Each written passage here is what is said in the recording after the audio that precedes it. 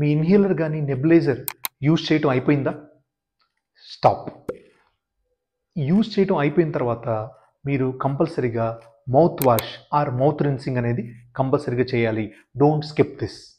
If you skip this, ఇది కనుక miss చేస్తే మీకు ఓరల్ ఇన్ఫెక్షన్, ఓరల్ థ్రష్ కానీ అండ్ ఎయిర్వే ట్రాక్ ఇన్ఫెక్షన్స్ కానీ వచ్చే అవకాశం ఉంటుంది. Do mouth wash after nebuliser use and keep your throat and airway safe.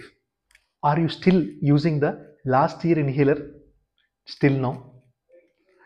Inhaler అనేది ఎన్ని రోజులు యూజ్ చేయొచ్చు సేఫ్గా?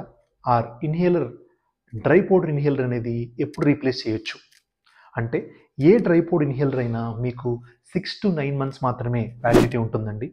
ఆ 6 to 9 months తర్వాత ఆ డ్రై పౌడర్ ఇన్హేలర్ని రీప్లేస్ చేసి న్యూ ఇన్హేలర్ తీసుకొని యూజ్ చేయాల్సి వస్తుంది.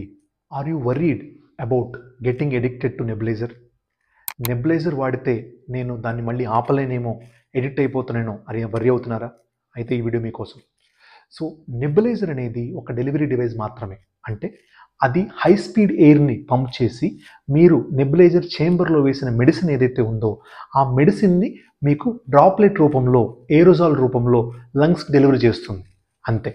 అంతేకాని ఆ నెబులైజర్ కంటిన్యూస్గా యూజ్ చేయడం వల్ల కానీ, ఆ మెడిసిన్ కంటిన్యూస్గా యూజ్ చేయడం వల్ల కానీ మీరు దానికి ఎడిక్ట్ అవ్వరు.